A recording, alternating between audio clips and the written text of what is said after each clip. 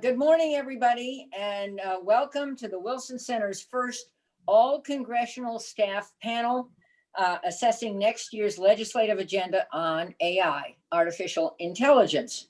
I'm Jane Harmon, President and CEO of the Wilson Center, recovering politician, former Hill staffer, and quite lame and challenged digital adapter, unlike everyone else on this Zoom call who was a digital native.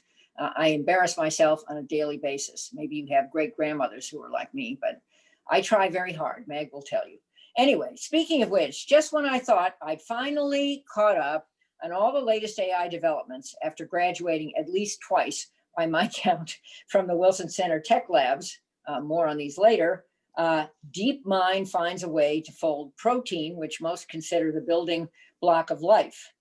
I guess AlphaGo wasn't keeping them busy enough, so they built AlphaFold. Now, somebody on this call already knows all about that in addition to Meg, but that wouldn't be me. I have to say, this news is welcome in the midst of a global pandemic, and it offers a glimpse at the immense positive side to this technology. While I'm an optimist, otherwise I would not have survived 9 terms in the United States Congress. Intelligence and national security, not AI, are my bag. So I instinctively see big downsides too. And that's why we are thrilled to have a bipartisan, bicameral, let me say those words again. They are not on everybody's tongue, but they're certainly on mine on a regular basis. Bipartisan, bicameral group of hardworking legislative staff here to tell us how Congress is working. Let's try that one. Congress is working to create and evolve America's AI policy. 2 of you are graduates of our tech labs. I won't name names. And the other 2, well, you'll need to sign up for the Winter AI Lab, which starts January 29th. Applications go live December 15th, so stay tuned and apply. For those of you who have graduated from our AI labs, stay tuned for an upcoming masterclass on AI safety. How cool is that? Which we are hosting in partnership with Stanford Center on Human-Centered AI. For those who aren't familiar, our tech labs show rather than tell you how technology works. This is so cool, especially for losers like me who have to go through the steps to begin to understand some of the terms. But just don't take my word for it. Executive branch staff will soon get their own dedicated AI lab starting next spring. Find out more at wilsoncenter.org/tech-labs. Meg King, the center's Science and Technology and Innovation Program Director, will moderate the conversation today. You don't have enough time for me to tell you how spectacular she is. I would also add that she's a former Capitol Hill staffer, as I mentioned, I was, and she is just exceptional. And she's also this digital adapter's brain. I call her Jane's brain. She'll introduce our panelists. Many of you have already submitted questions for our panelists, but if you haven't, please send them to stip@wilsoncenter.org, and we'll get them over to Meg. Welcome to all of you. Remember, bipartisan, bicameral. Let's hope we can say that all next year. Would be so welcome. Over to you, Meg, to apologize for my kind of lame-o intro. But I gotta say, it's a big deal to have the group that we have this morning, and to have you, and to have our panelists. So I'm staying on this call for a while. Don't think I'm going anywhere. Thank you, Congresswoman. I appreciate that. Hi, everyone. I'm Meg King. As the Congresswoman mentioned, I run our Science and Tech Innovation Program. We are thrilled to have 4 congressional staff with us today: Sam Moapoulos, Sean Duggan, Dalia Sokolov, and Mike Richards.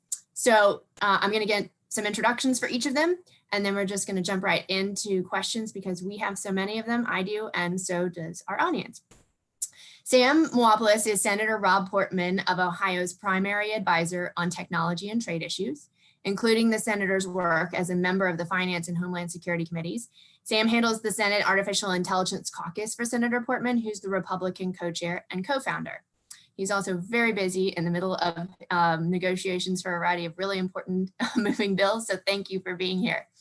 Sean Duggan is the military legislative assistant to Senator Martin Heinrich of New Mexico, senior member of the Senate Armed Services Committee, and ranking member of the Strategic Forces Subcommittee and co-chair of the Senate AI Caucus. Prior to joining Senator Heinrich's office, Sean was a congressional liaison for the Navy's Columbia-class program office, was a fellow in the office of the Undersecretary of Defense for Policy, and worked for former Congresswoman Nikki Tsongas.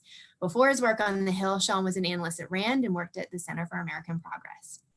Dalia Sokolov is staff director for the House Science Subcommittee on Research and Technology. In this role, Dalia advises committee members on oversight and legislative issues regarding the National Science Foundation, the National Institute of Standards and Technology, interagency R&D initiatives, STEM education across the federal government, international science and tech cooperation, federal policies for university research, all matters relating to competitiveness, technology standards and innovation, and R&D at the Departments of Transportation and Homeland Security. Dalia joined the committee staff as an American Institute of Physics Congressional Fellow in 2004 and the professional staff in 2005. Mike Richards is Deputy Chief of Staff to Congressman Pete Olson of Texas, responsible for telecommunications, technology, defense, and transportation and infrastructure issues. He's the lead staffer for Congressman Olson's work on the House AI and Victims' Rights Caucus. Before coming to Capitol Hill, he worked for the Ronald Reagan Presidential Library and Foundation on the Ronald Reagan National Defense Forum, which is really an impressive forum. So thanks. Welcome, everyone. I'm going to kick this off with a question about policy successes. What were the most impactful AI policy successes in the current Congress? And Sam, I'm going to go to you first, and then I'll go to Dalia and Mike, and then Sean. Thanks, Meg. Well, I'm so excited to be here, and this is a very illustrious group. So, you know, it means a lot. And yeah, I think I'm very excited about how the Congress has turned out and kind of where we stand. Senators Portman and Heinrich started the Senate AI Caucus in May of 2019. And the idea there, I mean, this was them talking on the floor, right? It was a very member-driven initiative. And the idea there was to say that we want the Senate to have some expertise on these topics. And we want the Senate to have a seat at the table when we're talking about this stuff. And so we've put out a number of proposals on all different elements of AI. And last Congress, we got 3 of those proposals signed into law. And we were very pleased with ourselves. And at the end of this year, we stand to get 6 more signed into law. If we get everything in the NDAA plus the Artificial Intelligence in Government Act, if that moves, that's moving through regular order. But what this means is we actually stand to get every single AI caucus initiative signed into law by the end of the Congress. And we will have cleared the deck. And so I think we're all ears on what we should do next. You know, we've kind of put our ideas out there and have been successful. So we're in the market for new ideas, I think.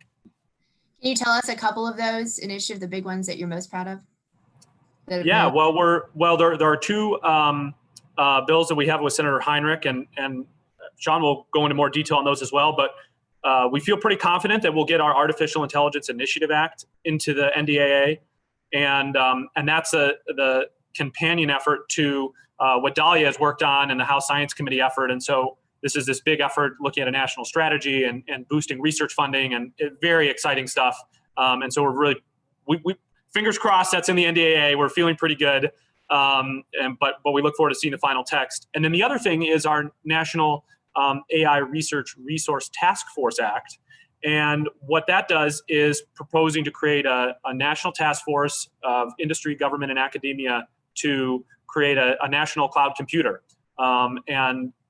Along with making data public, basically democratizing access to compute power, because we think that there's people who have smart ideas who don't work in Silicon Valley, who work in Dayton and Columbus and Marietta, and we want to make sure that they're able to do cool things and do innovation. And so this was a recommendation of the AI National Security Commission. And so we were pleased to operationalize that. And that's another one that we hope to see in the final NDA package that would just be absolute game changer. You know, China, we used to lead the world in supercomputers, and over the past 10 years, we've actually lost supercomputing power, and China has gained. Now China has two times, they've got over 300 supercomputers, and we're in the low, maybe 150s. And so the kind of the salience of this, I really just cannot understate it. how important it is. So we're pretty excited. We feel pretty good about where the year stands, and so I'm knocking on wood here that these predictions I'm making actually come true. That's fantastic. Thanks. Congratulations.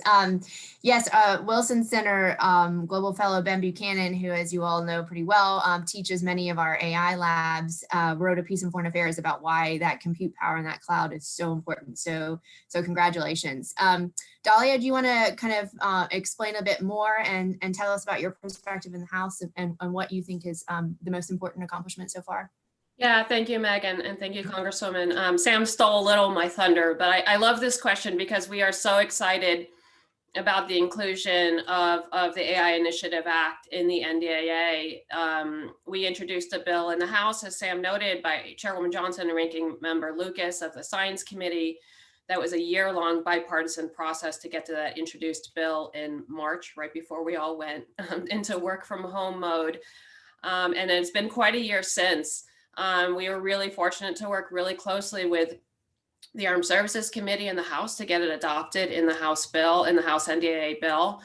And then we went through a process once the conference negotiations kicked off that involved something like 20 committees in the House and the Senate because of the way that the NDAA process goes. So I wasn't quite sure what I was signing myself up for when we got into it. And you know, there were a few glitches along the way, but we came to a really, really great product. And as much as challenging as it was to work with and negotiate with 20 different committees, you know, everyone had something good to contribute. And I think it's a really, really strong piece of legislation that, unless things go sideways, should be enacted in the next few days as part of NDAA. And the Research Resource Task Force as well. There was a House companion to that as well, and that was part of the negotiations. And what that does is really codify a national initiative for AI R&D, standards, and education, to the extent that there's, you know, federal role in supporting AI education and the pipeline of talent. And some of it builds on what's already going on. We do give credit to the outgoing administration for their efforts in AI and starting to build some of that capacity and some of those efforts. So some of the legislation builds upon those current efforts and codifies it. But some of it goes beyond that. Really excited that we're going to be looking to NIST to take a leadership role in the development of a framework for best practices guidelines and voluntary consensus standards around AI. That's a long road to develop standards for AI. We need to start fundamentally by even agreeing on definitions, but this needs to be a collaborative process, and we saw no agency better than NIST to bring not just all the federal players, but all the non-federal players in industry and elsewhere together for that process.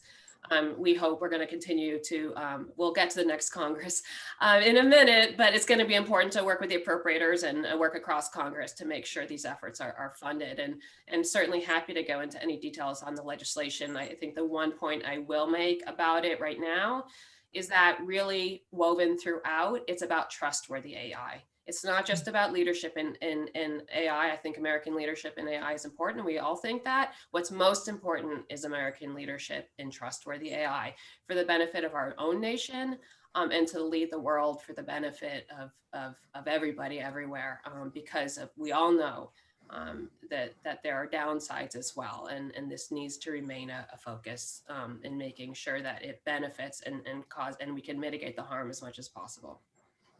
Fantastic point. Mike, you want to step in? Yeah, thank you. And thank you for putting this on, and thank you, former Congresswoman.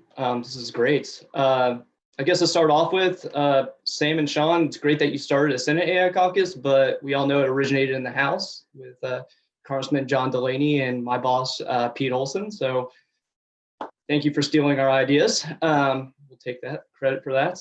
Everything good comes out of the House first. Absolutely. But on top of that, absolutely. Yes. I don't want to sound like a broken record, but the NDAA this year has probably the most substantial piece of legislation on artificial intelligence that will come out of Congress in some time. Working on this issue for two Congresses full time, but with the congressman now for 6 years and seeing what energy and commerce has done in this area, as well as science, space, and technology, we are making substantial improvements in actually being able to do real work on the area. Where beforehand it was a lot of discussions, a lot of backdoor talks, but nothing was really getting done. And now we're actually seeing things get done. I think that we're going to see even more get done in the future, especially when there's a lot of things happening overseas, be it the EU's current AI legislation that they're working on, and us looking at what we need to do to make sure that we're still at the forefront of everything else. But yeah, the NDAA is definitely pretty much going to be our baby child this year. That's fantastic. Sean, you want to step in? What are the big successes in your view? Yeah, no, thanks for having me. I appreciate being here. And I think, my colleagues said it pretty well. I don't want to go over too much of what they said, but as a recovering House staffer myself, I can say that all good things come out of the House first. That's right. But, with Senator Heinrich on the Armed Services Committee, we've made it a focus to ensure that, that bill is a vehicle for some of these important pieces of legislation. That piece of legislation is going to come before the House and the Senate, maybe in the next, as soon as next week. So we're going to see if a lot of these wins are in there. In addition to what everybody, has said about AI, and some of the other initiatives, I think one really important thing is really increasing the armed services usage and getting a talent pool in effect for the armed services for AI. A couple important things that we did that hopefully we'll see in the bill in the next couple days are, restructuring the recruitment Asvab test to make sure that new recruits that are coming into the armed forces are tested to see if they have AI or advanced computing skills, to make sure that we identify who those people are and bring them in to the armed forces.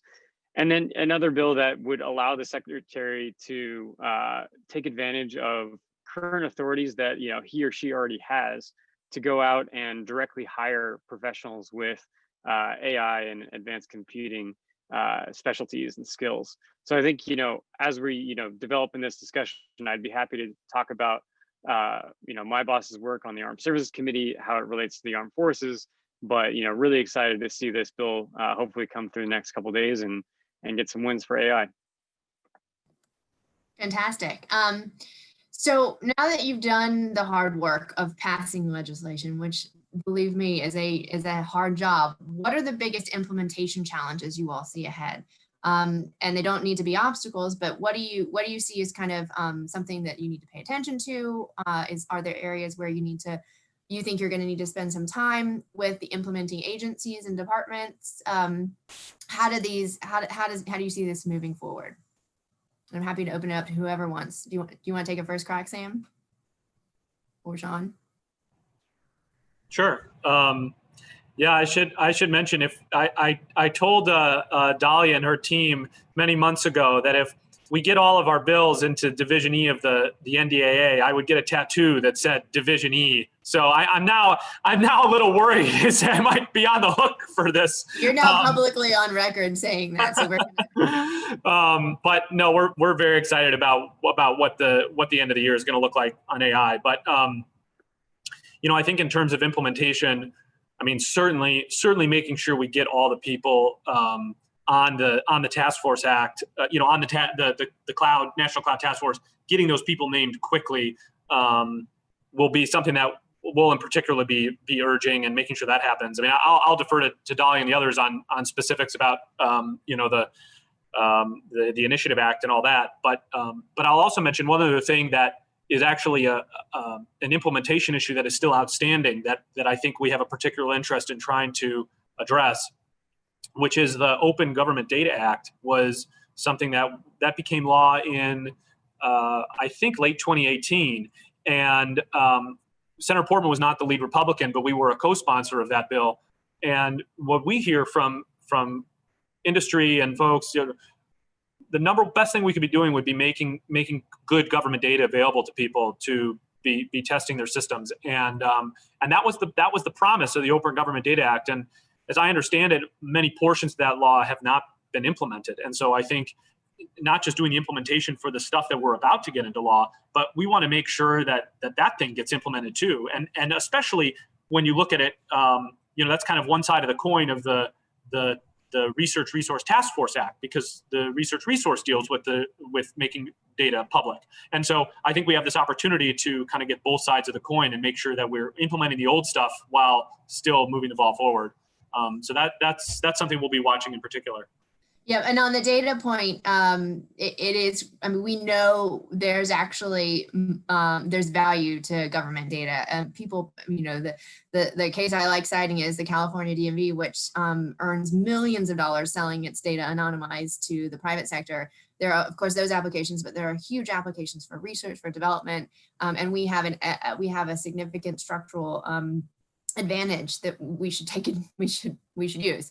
So Dahlia, do you want to pick up on that, or Mike? Yeah, I'll pick up first. Obviously echo the point about data. Just making the data that widely available for research and purposes is important, but also making benchmark data sets available for training systems. But there's also a lot of data in the private sector, and the government obviously cannot make the private sector share their data, but they can help to incentivize it and develop kind of frameworks for what that sharing looks like, where the data, the private sector's needs for protecting data and proprietary data and so are met, but the researchers can still get access for research purposes. And that was actually there's a provision in the Artificial Intelligence Initiative Act that addresses that, trying to develop some kind of agreed upon guidelines for what that looks like, so that we can encourage, incentivize that kind of sharing. The cloud computing point, just to build on that, the administration, the OSTP, just released a set of recommendations for making cloud computing available for AI that encourages all the agencies to start with pilot programs, and NSF has already done that. Other agencies have already done that, so we can encourage more of that and make sure they have the resources.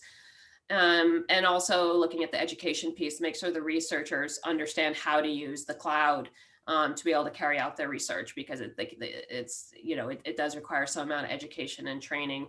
I keep going back to the term resources. That's going to be really important for all of this. We put all these pieces into law. The agencies are going to need the resources to make this happen. From where I sit, NIST is going to be one of the most important in terms of an increase above their existing level of resources. They're one of the, if I may say, I'll say this publicly, I've said it in so many meetings already, I think they're one of the most underappreciated, underfunded agencies in our government for what they do. And AI is no exception. Well, I've seen some increases, and I'm not talking about hundreds of millions. I'm talking about 80 million versus 40 million, right? That can make all the difference in the world for what NIST is able to do here. So we're gonna keep up that drumbeat. Fantastic. Mike or Sean? Yeah. I think we're all together and hoping that the NDA gets passed. I should also say that Congressman Olson and Representative McNerney were both original co-sponsors and co-leads of the AI Initiative Act in the House, with Representative Johnson as well as Representative Lucas. And also we've been able to work alongside with him as we've gone through the National Defense Authorization on the floor, added a couple of amendments and things like that. But we're hopeful this gets put into law, but there's also been a lot of stuff done on the administrative side as well. So depending if the law doesn't get signed in, I think that Congress is going to have to do a lot of oversight as far as OMB guidance that was just put out, and other things that are very close to what we're also trying to do in Congress. But there's definitely going to be an oversight that's going to be needed by Congress. This is probably the largest expansion this part of government that I've seen, and it's going to take Congress to also work along with them, including appropriations for the funding that's going to have to go with it. Got it. Okay, thanks. So I'm going to skip ahead to my next question. What are the big ticket policy issues for the next Congress? And who wants to weigh in there? Any of you are welcome to. I can name a few. I could guess facial recognition. We've talked about the cloud, transparency and accountability, STEM education, which has been referenced, the diversity and talent pool. Mike, do you want to just step back in and talk about STEM, and then we can go to talent pool and then transparency and accountability? Sure. I mean, obviously, I think right now, us as a country, we are very reliant upon the need for people overseas to help us with our tech and telecom policy. Without them, we don't have the expertise that is needed. And part of what we need to do is start really looking internally about how we can make sure our children are being able to raise in a way that they're educated enough to tackle these jobs when they come up. Part of these things is looking at STEM, and specifically, there's a lot of education processes out there, or materials. Partially, there's going to be a K through 12 possible curriculum built out, but on top, how do we start incentivizing these kids wanting and interested in STEM education? I think there are ways that we can incentivize that. I think that Congress should look at those ways and for next Congress. So I'm happy to report that one of my 2-year-old's favorite books is Quantum Physics for Babies. I have that too. It's great. We're It's such a starting good them book. young. That's fantastic. Yeah, A ball bounces. I love that. Yeah. There's a lot of discussion around, the federal role in STEM education and the talent pool, and I think we all agree the federal role is small compared to what happens at the state and local level, but it's not zero. There are a lot of incentives, scholarships, fellowships. On the science committee, we'll certainly be looking to those tools, the scholarship and fellowship kind of tools, and thinking harder and more deeply about this diversity issue in terms of what really works. What have we tried and hasn't worked well? What are some new ways to tackle this? Because we've been kind of running in this hamster wheel on the diversity issue for decades now, and ticking up a little bit, and then even seeing some backsliding. And I think we all recognize too that this pandemic has set us back on STEM education, and in particular the equal access across the socioeconomic spectrum. And it's going to be a real challenge to build our way back out of that. So we'll be looking. It's always been a lifelong priority of Chairwoman Johnson, and she's worked really closely with Ranking Member Lucas on this. He's supported on her efforts. She supported him on, even though she's from an urban area. One of his priorities is looking at rural access in rural areas to STEM education. They've really worked as partners across that whole universe of what it means to broaden participation in STEM, and specifically, we're talking about AI here. And so we'll continue to do that on the Science Committee in the next Congress. That's great. Thanks. Hey, Sean, do you want to mention your boss's efforts on transparency and accountability? Sure. Yeah. So just, adding on to the workforce issue, but in a different direction, I think the senator is very focused on transparency and accountability, explainable AI, whether or not somebody is, denied or approved for a loan, whether or not they have the ability to go back, look at the algorithm that either denied them that loan and say, hey, I don't think that X, Y, and Z was accounted for. I think that AI will only be as useful or as accepted as people feel comfortable that it is, a part of our everyday lives. And if you can't explain that to somebody on the street, then I think that a lot of its usage and future could be limited. So I think that's one big focus of the senator and hopefully of the Senate AI caucus next year is, how do we increase familiarity, trustworthiness, and accountability with AI? Sam, what are the big ticket items in your opinion?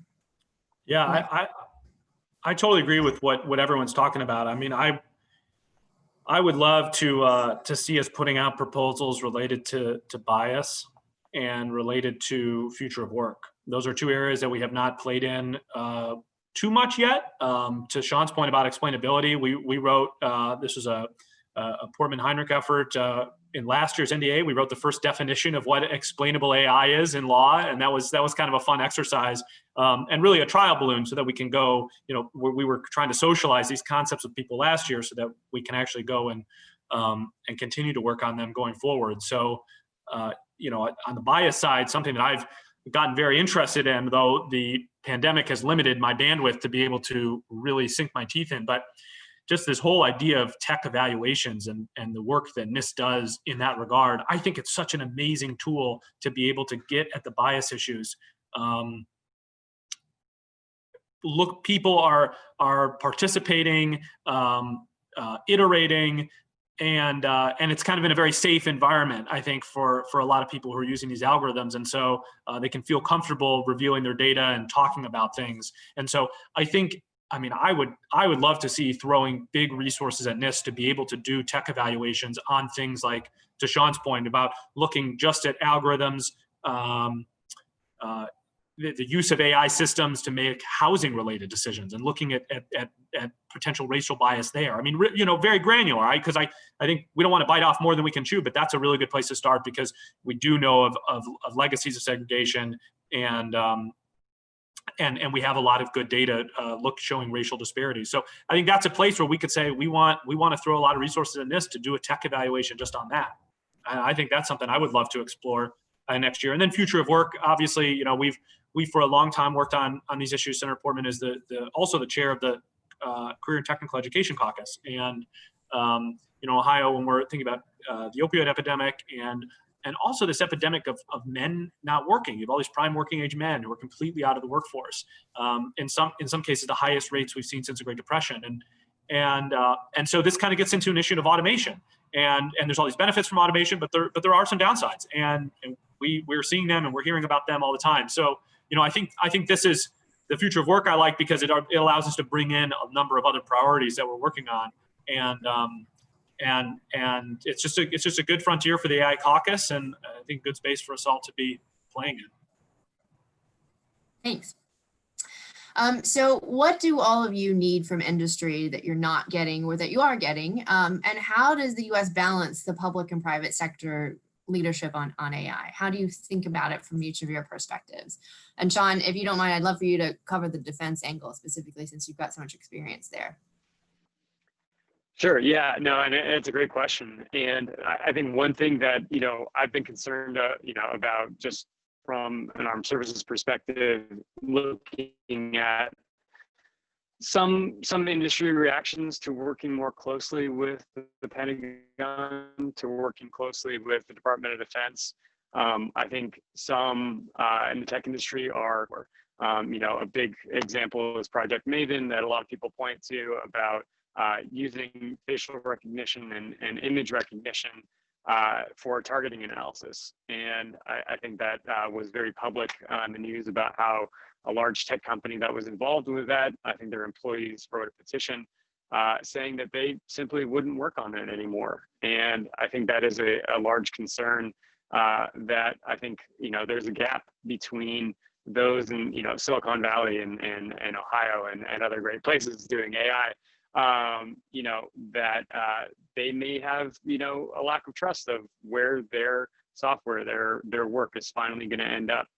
I think that's a concern that, you know, is going to have to be worked on. I know that the Joint Artificial Intelligence Center within the Pentagon is doing a lot of hard work to try to bridge that gap. And I think that we're trying to work with them to, you know, create more of a dialogue between industry and the department. But that's something that I think, you know, going down the road, the caucus is going to be paying attention to.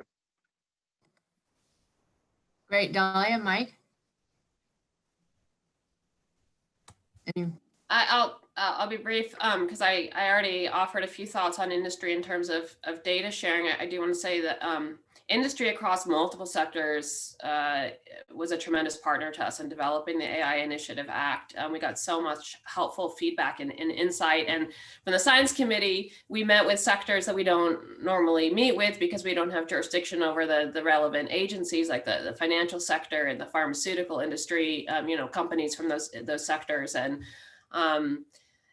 they're really looking to some federal leadership, and especially federal leadership on trustworthy AI. And they're really looking to, you know, I'm a little bit of a broken record here, but they were really excited about the requirement for NIST to lead on developing a framework for trustworthy AI. And so we'll be looking to them to come to the table. I think they're ready to, but we'll certainly be encouraging that. Mike, Sam? Sure. Quick few things. As far as industry goes, continuing the dialogue, the caucus has been set up to facilitate that. We've had some great discussions, be it about ethics, be it about ethic boards and how industry is going about regulating themselves currently and the way that they're approaching it themselves. Things like that, and communicating that to members of Congress and their staff has been vital in us being able to determine what our role is in regulating. On the public and private side, we can't do this without the private side. We are just not set up currently.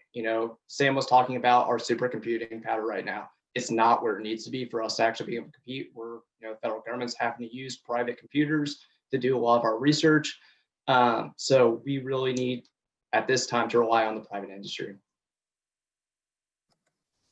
Sam? Yeah, I totally agree with that. I think I think early on, I was probably in some similar forum. I probably said this about I think the value that industry can bring in offering critiques or constructive criticism of different proposals. And I think early on, back in 2019, 2018, I think there was a sense that industry was reticent to do stuff like that. And I can understand the risk aversion, but I really think it's a game changer because like Michael was saying, there's so much expertise in a lot of industries about how these things work and what works and what doesn't work.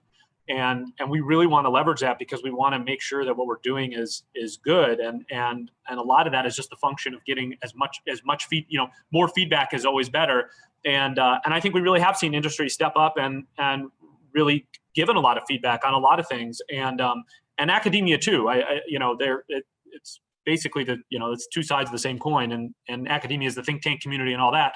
And I think I think it's made for better legislation. I think it's got more people paying attention to legislation. So I think that's probably the best thing is for all those stakeholders just to continue to not feel shy about saying when they like something and saying when they don't like something. And that offers like very, very good guideposts for us. And I think has led to a lot of the success that we're poised to have at the end of the year. That's actually really good advice. And it doesn't have to be advocating necessarily. It can just be, here's what, our view on this issue. And that kind of answers the question I was going to ask is, what do you need from the research community? And I think you just answered that unless anybody else has anything else to add on what. I wanted to jump in, and this is both the research community and industry. Actually, it's kind of it's an answer to both those questions, and that is in research and development partnerships. Obviously, there's a lot of that going around, but there's still these significant cultural hurdles that can make it challenging for academics and the universities and industry to come together in fruitful research partnerships. And so I think both parties being willing to continue to come to the table to talk, to work out whatever the templates are for those partnerships. We codified in the AI initiative, or we hope to codify in the next few days in the AI Initiative Act, these major AI research institutes that are without question going to require active industry participation. And that's worked really successfully in some models, less so in other models. And again, it's about a lot of these cultural differences between industry and academia. And so we're going to continue to encourage, and to the extent that we can be a forum for those, just kind of those discussions. We'll continue to participate ourselves in bringing those parties together to really solidify those productive research partnerships. Thank you. Fantastic. Okay, I'm going to switch over now to audience questions. And the first one starts with the big C word, which has already been mentioned once, China. And the Wilson Center has been doing a lot of work conscientiously, I think, to talk about the geopolitical elements of AI and emerging technologies, and how specifically North America can organize, because we've got some unique advantages that other countries don't. And with certain trade deals, I know, Sam, you work on trade as well, like USMCA, we have some opportunities to use the data that we have in this region, use the compute power. For heaven's sakes, GANs were, theorized in Canada. So let's take advantage of it. So the question here is, from a leadership perspective, how does the US compare to China? And what's the plan to ensure American prominence in AI moving forward? And who wants to take that one first? Sam, I'll put you on the spot, or Sean? Sure. Yeah. I'm very worried about China. I'm definitely very hawkish. But I don't believe that China has some innate advantage over the United States. I mean, I think this is crazy to think that because a country doesn't have freedom, that's an advantage, and that's outrageous to me. And I think that the fact that we have respect for privacy and civil liberties and all this stuff, this is actually a really good advantage for us, because it means I think we're better able to more sustainably deploy AI and get the benefits from it. Because I think when we're thinking about when we're thinking about the caucus and its role, right? I mean, we say there are some really great benefits to be derived from AI, but to derive those benefits, we have to deploy it at scale. But to deploy it at scale, it can't have downsides. We got to have trust. People have got to think this thing is going to work for them. And so I think those kind of American values, that allows us to have that conversation successfully. And so I am not someone who thinks that China is inevitably going to win at AI or something like that. I think it's very troubling to see the amount of investment they make relative to us. The growth in supercomputing is a great example. They've gone forward and we've gone backwards. I mean, that's crazy. And then on the trade side, right? I mean, it's just this kind of gets all wrapped up. But we're seeing with the pandemic, we're having this conversation in the United States about how to diversify our supply chains to nearshore and reshore production. We just introduced a couple months ago the Make PPE in America Act to incentivize the making of PPE in the United States and broadly in the hemisphere. And in response, you have the State Council 2 weeks ago saying that they're what was the term used? It was stabilizing supply chains, right? Doubling down on as we're trying to diversify, China's trying to centralize those supply chains, but then also go out and be doing trade agreements and things and expanding their export base. And so, I think that it's something that we need to be very mindful of. And so, I mean, I guess it all comes back to the National Cloud Bill. I mean, this is like one of the single best things we could be doing to supercharging our innovation. I don't think you need to work at Google or a national lab to get access to big compute power. And so this is something that we're looking straight across the Pacific at China, and we're saying right to them, we're building a national cloud computer because we care about this stuff, and we're gonna, so to get that in the NDAA, feel good about it, and then to implement that thing, I mean, that is absolutely game changer. Japan is doing something similar already, and so I mean that's how we're talking about all this stuff. It's kind of core to the competitiveness. And I will say one other thing about next year's agenda. This is broader than AI and combines some of these AI and trade and supply chain concepts. But the last time the United States we looked at our international economic competitiveness was in a truly comprehensive way was 1988. So we haven't done this in a generation. And the last time we did this, we were thinking about the Soviet Union. We were not thinking about the internet at all. And so something that we've been thinking about is, well, what should a 21st century Trade and Competitiveness Act look like? Because the last time we did this was the 1988 Omnibus Trade and Competitiveness Act. It happened in the context of Trade Promotion Authority that year. And in this summer, in July, Trade Promotion Authority from 2015 will expire. And and I think we have no reason to believe that the next administration would not want to renew the Trade Promotion Authority. And so we're basically setting ourselves up for a must-pass vehicle to debate. We're setting ourselves up to have a must-pass vehicle in which we can debate what should American competitiveness look like over the next 5 years, over the next generation even, because we apparently do this so rarely.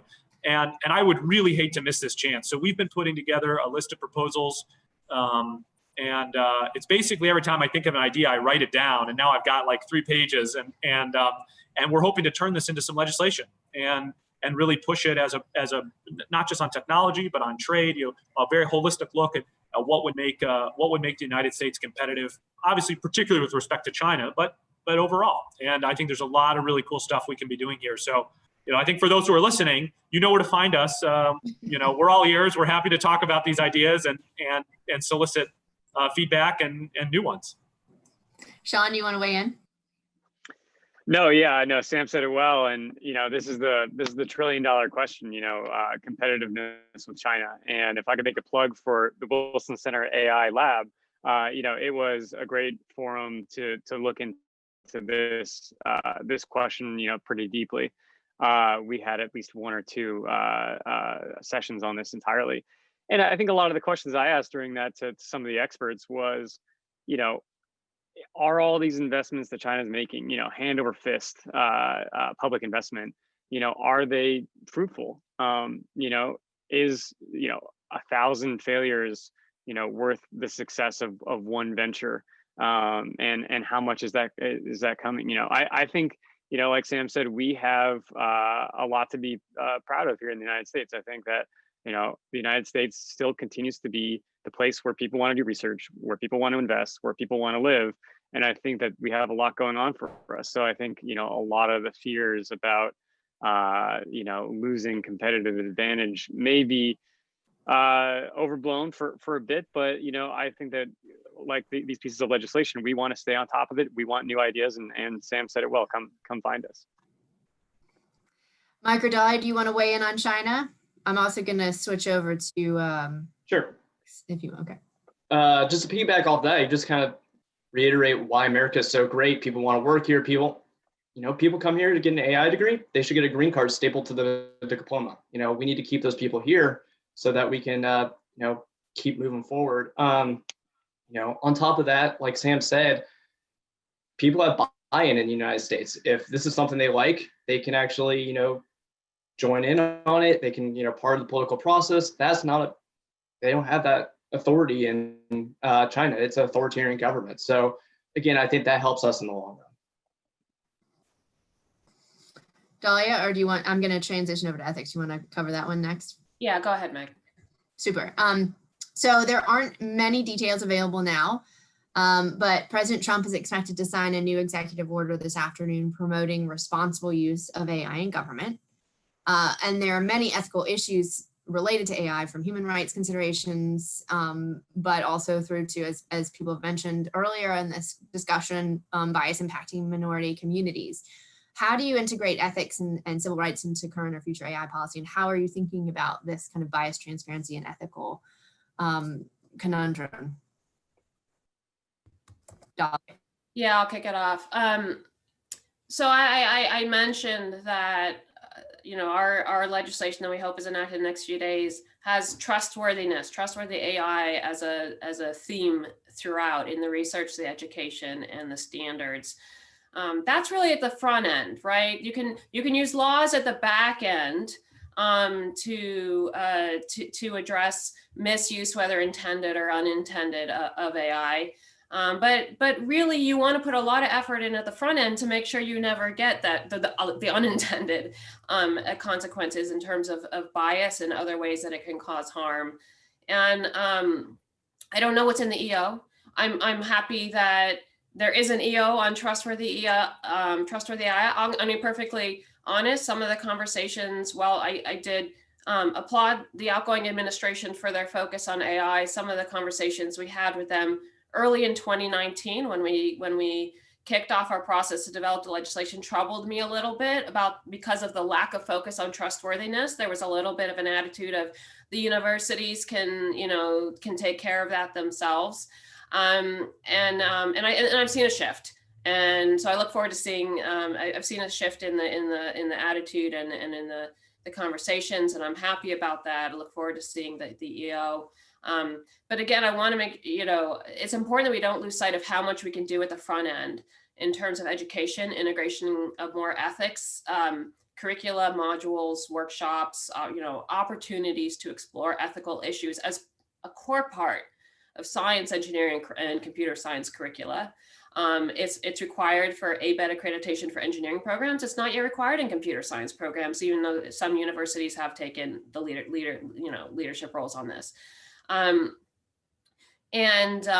integration, and so the researchers from the very beginning are thinking about what are the potential ethical implications. It may or may not directly affect the path they take in the research, but it's going to make a difference that they're thinking about it from the outset. And in some cases, it's going to change the direction. And then the standard side, let's, even just starting with the definitions, we talked a little bit about explainability, and Sam talked about taking a crack at putting explainability, definition of explainability into law. What we need are consensus definitions around a lot of these terms. Bias is probably an easier one because it's, you get a statistical result, but a lot of these terms you use around trustworthiness, transparency, explainability are two big ones. We don't actually have agreed upon definitions. So we really need to start at first principles. What do we even agree these things mean?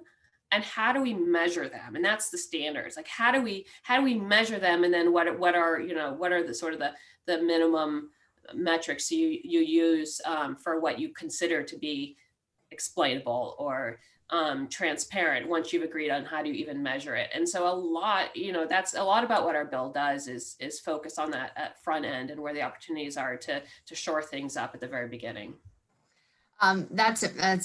Thank you for your work on that critical issue. We spend the last session of our AI lab run by Dr. Ann Bowser from the Wilson Center on bias and transparency, and we actually break out into groups, and each group has to try and come up with this consensus kind of description of some of these really hard words. And it's not everyone agrees because everyone comes from a different perspective, and so how we get there is going to be challenging, but we've got to try. So. Anyone else want to tackle this issue, or are you ready for any question? I would just say, in terms of the AI and Government Act executive order, I haven't seen it, but I'm very, very excited about it. Obviously, we have with Senator Schatz the AI and Government Act, and Senator Portman is actually going to be at the White House for the signing of the AI and Government executive order, because it coincides with the signing of our IT Center of Excellence Modernization Act as well. And that deals with some of the centers of excellence at GSA, including the AI Center of Excellence. So that's a codification of the Centers of Excellence programs. We're very excited about that. And then the AI and Government Act we have goes deeper into the AI Center of Excellence. And so very excited to see what the EO says. But to the point about bias, I totally agree with everything Dahlia just said.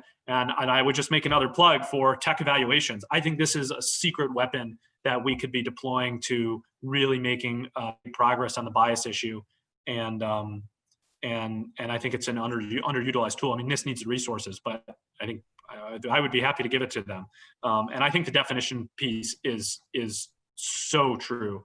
I mean, I've always wanted to go do a project where you go look at like the first statutory definitions of submarine and an airplane, and go take a historical approach to how has emerging technology been defined, because I think there's a lot of lessons we could be learning from that and applying, because we're literally writing, to Dahlia's point, the first definitions of explainability and transparency. Like, what does that mean? Well, someone actually did that. They wrote the first definition of a radio, and a similarly like inchoate topic at the time. And so I think there's some interesting historical lessons to be learned. Perhaps a Wilson Center white paper. I was going to say, sounds like you need a think tank for that. Yeah. We'll do the hard work for you. Mike, Sean, do you want to weigh in on this issue? Mike? Nope. Okay. So moving on to healthcare. I'm most excited. This is a question from our audience. I'm most excited about AI in healthcare. What's on the agenda in the next Congress to facilitate innovation and ensure safety in healthcare through AI? Uh-oh. Sean, did you want to weigh in?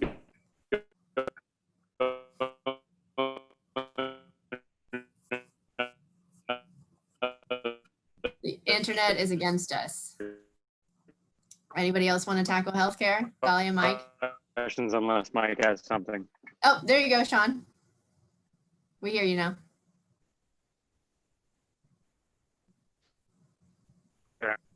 Had something. I'm happy to give it up on healthcare.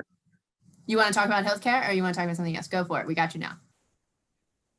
Oh, it wasn't me weighing in. I was giving it up to somebody else. Oh, you don't want healthcare at all. False identification there, yeah. Okay. Does anybody want to talk about healthcare? Are you thinking about it, Dahlia, on the science committee? Mike? You know, it's not our area of expertise, so I don't want to say too much, but I think there's some really interesting opportunities in radiology, for example, where you have these images, and yet in some of the, so a tremendous amount of promise, but yet in some of the early studies showing challenges when you just use a different kind of X-ray, and you have the artifacts from different X-rays affecting how the AI system is reading the image. And I think there's some really good opportunities if pursued, carefully in the research environment, to be looking at where AI can enhance medical diagnosis and otherwise medical research. Fantastic. Okay, thanks. Yes, to piggyback off that real quick, we're already doing quite a bit in the medical field. A lot of it hasn't just been healthcare, it's been the veterans records, it's been in, DoD records, things like that. So there's that data is there for us to, take advantage of if we want to. I think that's something that needs to be looked at a little bit further. Okay, thanks. Sean, if you're still there, I think this next one's for you, at least to kick off. What are the primary security related issues in AI the next Congress seeks to address? And then we also have a question about AI as a tool, and sometimes it won't be the right tool for a job. For example, the military is sometimes criticized for always preparing to fight the last war. AI learns from historical data, not future data. Thus, AI might only serve to strengthen the tendency for the military to prepare for the last war instead of the next war. Do you have any thoughts about that?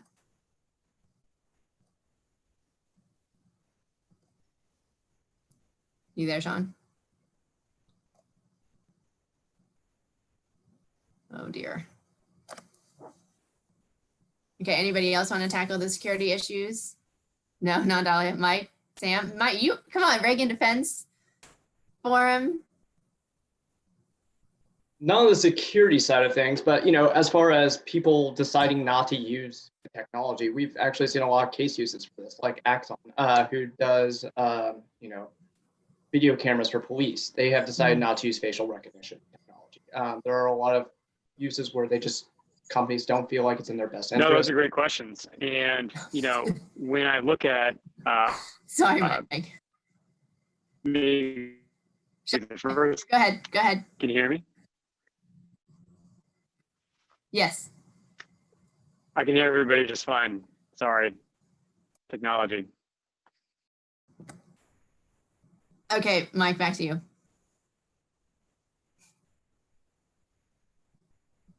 You're on mute. Mike, you're on mute. Sorry. That's one of the things that the caucus has really enjoyed working with industry about, is how they're going about and thinking about these things. Some of the banks are not using AI for their hiring process because they feel like it actually puts them at a disadvantage. And like I was saying, Axon not using facial recognition because they don't feel like the technology is where it should be, and it could cause problems. Right, thanks. There's a lot of work the Wilson Center has done on these security issues. Also, Georgetown's Center for the Security and Emerging Technology is doing a lot of work in this as well. So if you're interested in learning more about some of those security concerns, how to trick algorithms into giving the wrong output, how cybersecurity threats might rapidly move forward with some certain capabilities, look for some of that work there if you want to learn more about the security issues. So I think we are getting close to time. I've got a couple more questions from the audience, if that's okay with everyone. What science diplomacy opportunities do you see in a global dialogue on AI governance? Some of you have mentioned Europe. To what extent should we be cooperating internationally on the governance of AI? Dahlia, do you want to take that first, and then maybe back to you, Mike, and then Sam?